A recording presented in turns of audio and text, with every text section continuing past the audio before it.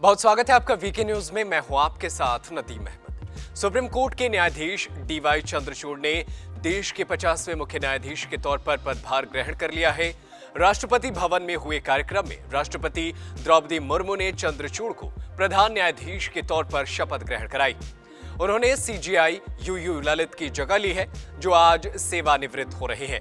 इससे पहले 6 नवंबर को सीजेआई यूयू ललित को औपचारिक सेरेमोनियल बेंच गठित कर विदाई दी गई थी। डीवाई चंद्रचूड़ उन जजों में शामिल रहे हैं जिन्होंने राम जन्मभूमि विवाद में अहम फैसला सुनाया था, जिसके बाद से राम जन्मभूमि पर भव्य मंदिर का निर्माण हो रहा है। डीवाई चंद्रचूड़ के एक फैसले पर देश भर में काफी चर्चा हुई थी। कई लोगों ने इसकी आलोचना की थी तो कई लोग इसके साथ भी गए थे। वो था धारा 377। धारा 377 पर दिया गया फैसला भारतीय समाज के खिलाफ था, लेकिन इसके खिलाफ जाकर भी देश में समलैंगिक संबंधों को कानूनी मान्यता जस्टिस डीवाई चंद्रचूड़ ने सही ठहराते हुए फैसला सुनाया था। इसके साथ ही आधार योजना की वैधता से जुड़े मामले हो या फिर सबरीमाला मुद्दा, सेना में महिला अधिकारियों को स्थायी कमीशन देने की बात हो या फिर भारतीय नौसेना में महिला अधिकारियों को स्थायी कमीशन देने, ऐसे अहम फैसले शामिल हैं जिसमें न्यायमूर्ति चंद्रचूड़ ने अहम फैसले सुनाए हैं। चंद्रचूड़ सुप्रीम कोर्ट के पवित्र गलियारे से बेहद अच्छी तरह वाकिफ है, जहां उनके पिता लगभग 7 साल और 4 महीने तक प्रधान न्यायाधीश रहे थे, जो शीर्ष अदालत के इतिहास में किसी भी चीफ जस्टिस ऑफ इंडिया का सबसे लंबा कार्यकाल रहा है।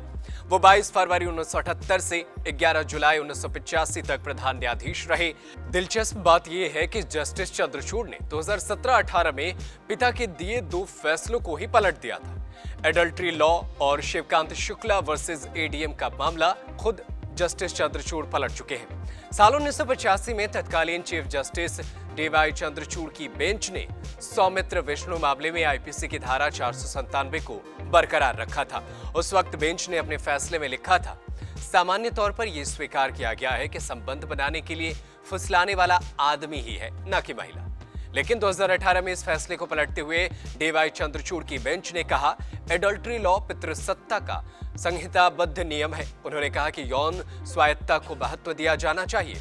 इसके साथ ही साल 1976 में शिवकांत शुक्ला बनाम एडीएम जबलपुर मामले में सुप्रीम कोर्ट ने निजता को मौलिक अधिकार नहीं माना था। उस बेंच में चंद्रचूड़ भी थे।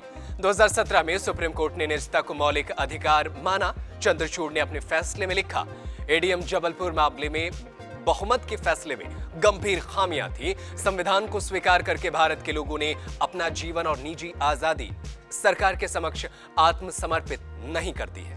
न्यायमूर्ति चंद्रचूड़ 10 नवंबर 2024 तक यानी 2 सालों के लिए इस पद पर रहेंगे। उच्चतम न्यायालय के न्यायाधीश 65 साल की उम्र में अवकाश ग्रहण करते हैं।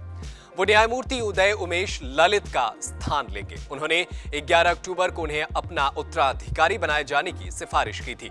राष्ट्रपति द्रौपदी मुर्मू ने उन्हें 17 अक्टूबर को ही अगला सीजेआई नियुक्त किया था।